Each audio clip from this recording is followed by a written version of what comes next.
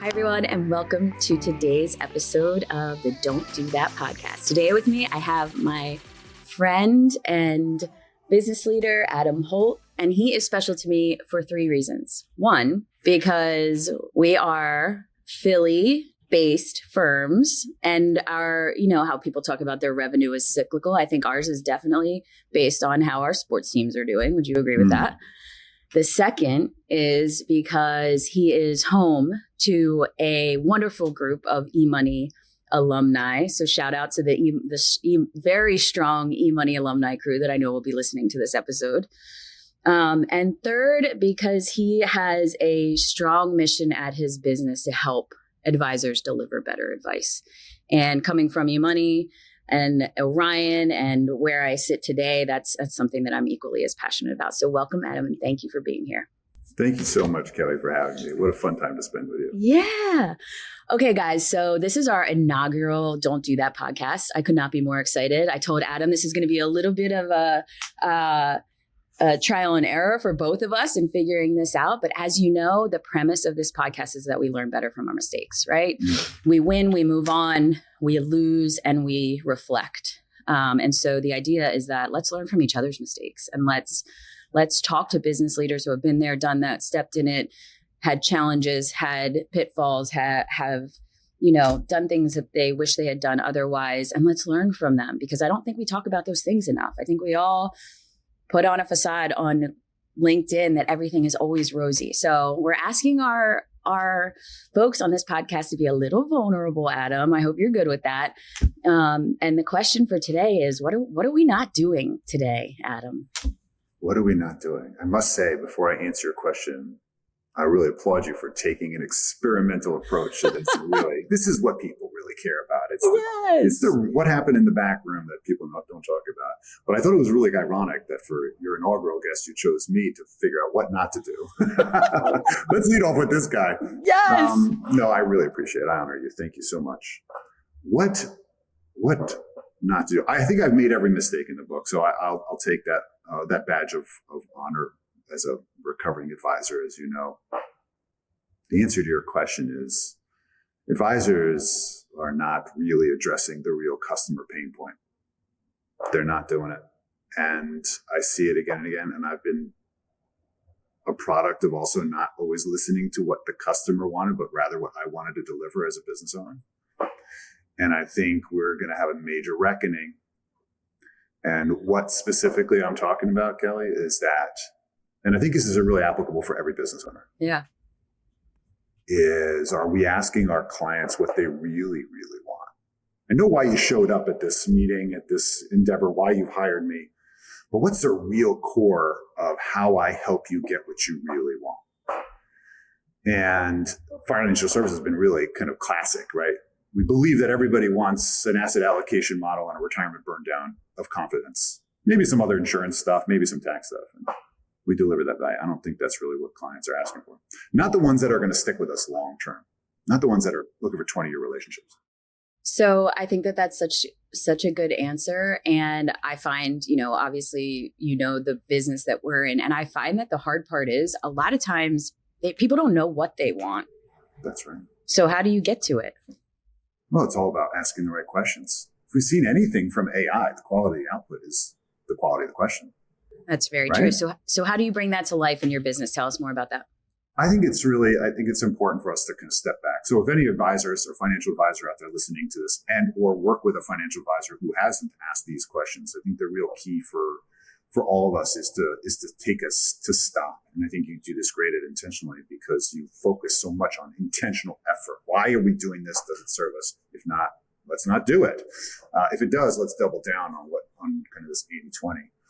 And I think for financial advisors, I think we have to stop and interrupt the pattern that we're constantly running, right? We've been playing this record player, CD, whatever you want to call it, and it's got a lot of grooves in it. And we just keep running the same routine again and again, because we want to scale. We want to create a business that's kind of continuous. But I think it's going to be really incumbent, and there's never more urgency than right now. And I'll tell you why, Kelly. We need to stop for a second, take the first 10 minutes of our meetings with our clients and say, stop, you know what, before we throw up anything on the screen or in paper. Why are you here? Why are you really here? How will we know when this relationship is really working? What do you need from me that I'm not delivering? This vulnerability that you're asking me to deliver to you right now is the same vulnerability we need to ask our clients. We need to show this. We need to expect the fact that we're not always delivering what they want or need. We're just delivering what we deliver, and they don't know the difference because they just hired us and they figured we're the experts. We're supposed to know what questions to ask. But I think maybe it's time to turn the tables and show that vulnerability and empathy. And the reason is this.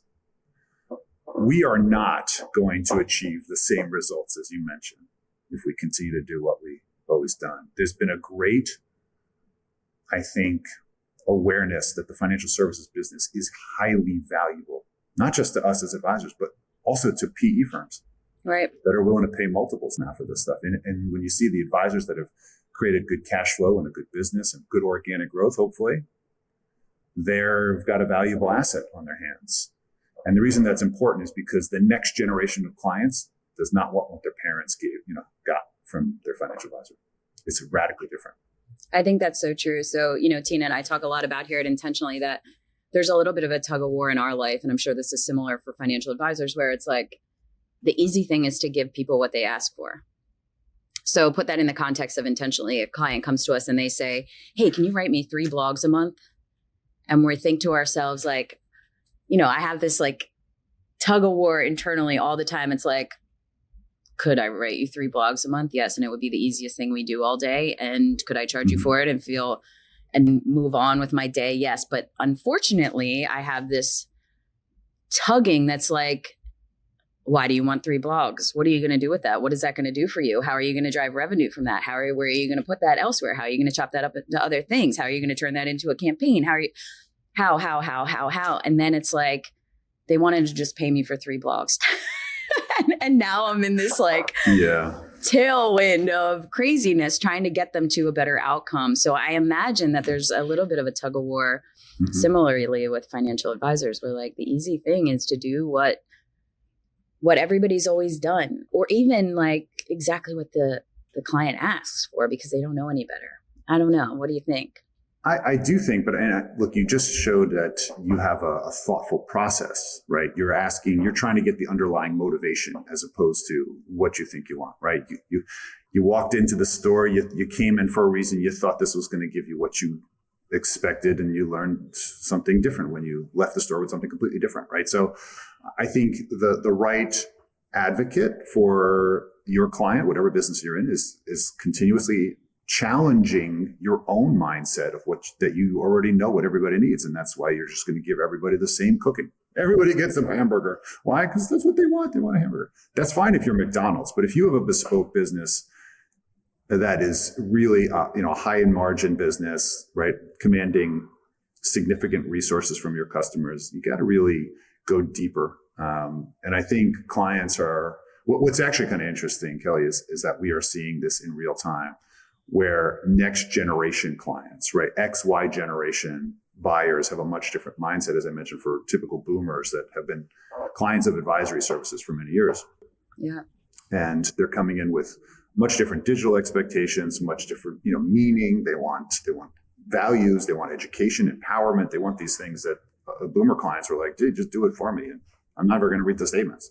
Much different customer. And I think where this becomes a real risk, and many industries are dealing with this, is if we don't figure out who the next decision maker is of our clients, whether it's corporate and they have different expectations, or whether it's individual, where it's the kids coming in and taking over their parents' financial decisions early or at their estate, we're probably going to lose that business. And for those of us that are valuing our own companies and depend on that revenue, we need to protect it. So that means we're forced to evolve, whether we like it or not.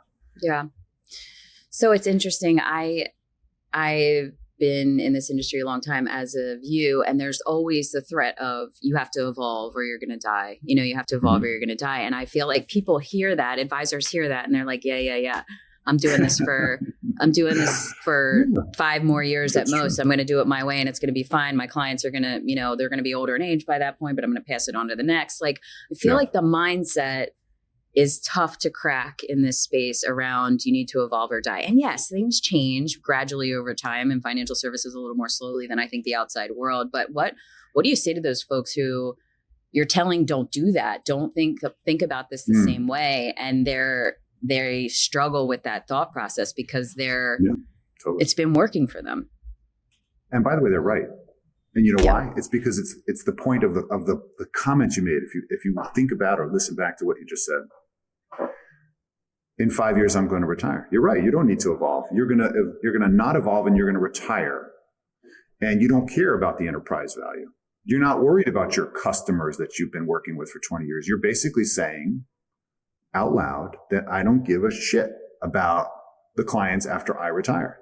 Mm-hmm. And if that's not something you're willing to say out loud, then I don't know that that's really the truth. That's just what people are saying to themselves to justify not having to do the hard work of change, because change management ain't fun. And I get that. And so I think the interesting thing about our business is that financial service advisors tend to have high relationship currency. They have a lot of trust. Yep. I think 80% of why clients move with an advisor when they leave firms is they're just going because they trust and they know this person. I'm like, I don't want to build that again. Is it great performance? I don't even know. Is it great fees? Well, I don't really even look at it, but I got a relationship with this person. And if that's the case, Kelly, then isn't it the responsibility of that advisor who has that trust to pay attention to the client's needs beyond their own involvement? And if they're planning on retiring and that's okay, I don't really care, I don't need to evolve, then how are they leaving those clients? They're leaving them in an antique solution. First of all, their enterprise value is going to be greatly diminished. If I know you have no organic growth and you basically are antiquated with legacy tech and legacy process, I, as an investor, I'm not paying top dollar for that business. Sorry, I'm going to pay you bottom dollar. I'm going to salvage. It's a salvage business. Right. So if you don't care about the exit value of your company, sure, treat it like that. If you do, and you care about the clients that are going to be part of that train, you got to invest in the train. And that means bringing in next gen. You got to evolve tech. You got to be able to get leaner. You got to do it. It just makes sense if you really care. Now, if you don't, sure, keep doing what you always done. Yeah, that's so true. All right. So your advice to financial advisors who are willing to do the work in terms of thinking about what clients actually need versus what they've been always giving them, like what's the starting point for them? Like where do they jump into this process? What do they think about first? What's the roadmap look like to modernizing the way they think about serving clients? Can I tell you, I've been a salesperson, for a good part of my life. I hate sales. That sounds strange. I hate sales. It's so funny why to I say hate sales that. because I feel like I don't want to ever feel like I have to sell or convince somebody. I want to engage somebody and then have them tell me, Adam, I want to move forward. You know why? It's like that same age-old question, like how many salespeople does it take to change a light bulb? It doesn't really matter. The light bulb has to want to change, right? Just like psychologists. I mean, I'm not going to drag you through because I'm not going to get a sustainable outcome. And the reason why that's important is because I found that by just changing the frame of the conversation, I got people to talk and think differently. That's when I say interrupt the pattern, get out of doing the same old thing, expecting a different result, right? That insanity. And so what we did is we said, you know what? We're not going to show the way that I approached it. And anybody could do this, I think, really, is I said, let's look at your life differently. Let's actually put on the screen everyone you care about financially. Everybody who's going on in your life. Like, wait a minute. Where's the allocation pie chart? Where's my performance relative to the S&P? Where's my insurance schedule? No. We're going to talk about those people. Those are your why. You're doing everything for them. Tell me and help me understand what is the financial interdependency, obligations, commitments, fears between those people. And now let me lay on top of that all of your financial junk. Just take it all out in the closet, dump it on the bed, and I want to just see it all in front of us. Now let's all just stare at it and be like, why do we have this crap? Does it serve us? Is it intentional? Is it haphazard? And that forced a different conversation where you can't avoid the facts in front of you. It's not judgmental. It's just, hey, should we have 6 IRAs? Did anybody notice we have no long-term care plan? You see things differently when you look at them differently. And for me, I found out that using asset map in my example is it allowed me the freedom to talk about anything that was going on and whether I thought it really deserved to be there. And that allowed us to make different decisions as opposed to just say, hey, let's just accept everything as it is. And I think that's what we can all do, is we just look at the problem from a different angle, and you'd be surprised. You come up with different insights. That's true with people too, by the way. Bring different people with different views to the table. I think that that's really smart. And I think that I would have to say that's not just true of financial advisors, but every business. I think that's, as I think about my own, that's good advice. Okay. So what we are not doing today, everyone, for those of you that are listening, is we are not approaching our financial planning with clients the same way we always have. We're thinking about it from an angle of, what does this person really need? Not what they're telling me they need, not what the industry says they need, but what do they actually need? And that's a lesson that we can all take back to our businesses and think about as we go into 2025 planning, as we think about who we want to be when we get older, as we think about how we want to evolve our businesses, how we want to get smarter, and how we want to serve clients better. So, Adam, let's leave our audience today with, okay, so if that's what we're not doing, like, how do we flip that around? And how do we go into 2025 thinking the right way, just really quick and concisely about serving the clients, whether it be the financial advisors that you talk to every day, or just clients in any business, to just start to take steps towards what you're outlining here? Well, I think if I was going to put this in an action plan, I would say take my most valuable clients, the ones I want to replicate in whatever business I'm in. And I will designate time, non-agenda time, to just connect and ask them these questions. And here's what I would ask them. How do I best know how to serve you? How can you help communicate to me? How do I know whether I'm delivering on the value proposition? What has to happen specifically in order for you to know that I'm delivering twice the value you're paying for? And I guarantee you, most people haven't been asked that question and have to think just the way I did right with you.